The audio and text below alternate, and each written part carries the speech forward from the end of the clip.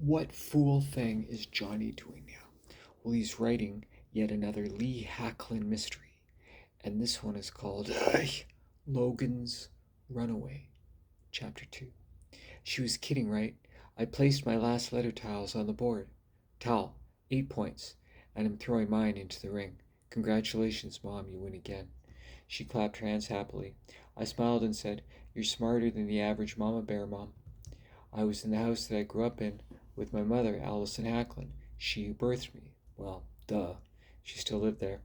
It was a warm September night in Queens. Do you remember? The first night of September? Love was changing the minds of pretenders.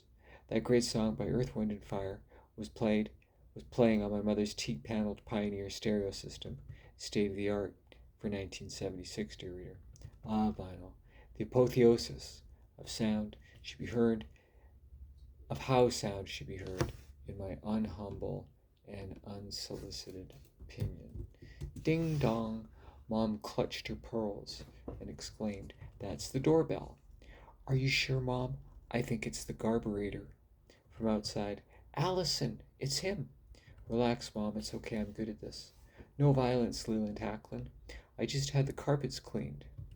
I went to the front door and opened it. A man in his 50s. He was well built and tall, taller than me. For no discernible reason, he looked up before looking down upon me. He wore a sports jacket over a turtleneck sweater, and he smelled of Old Spice. You could do a lot worse, Mom. Who the F are you, dirtbag? Maybe not a whole lot worse. I'm my mother's son. She's told you in no uncertain terms that she never wants to see you again. In my world, that's called a hint. Allison, I love you. I always wind up with a check.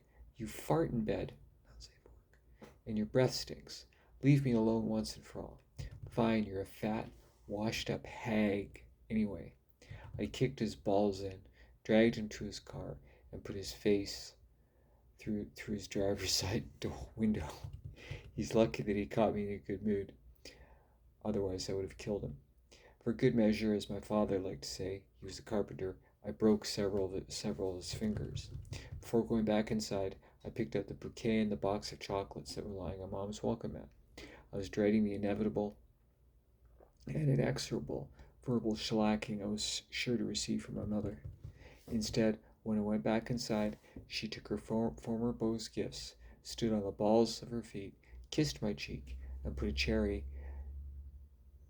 to top off what's-his-face's well-earned karma. The cherry sounded like this. That's my boy. Happy Friday. Thanks for watching this video. And don't forget, God loves you. Cheers.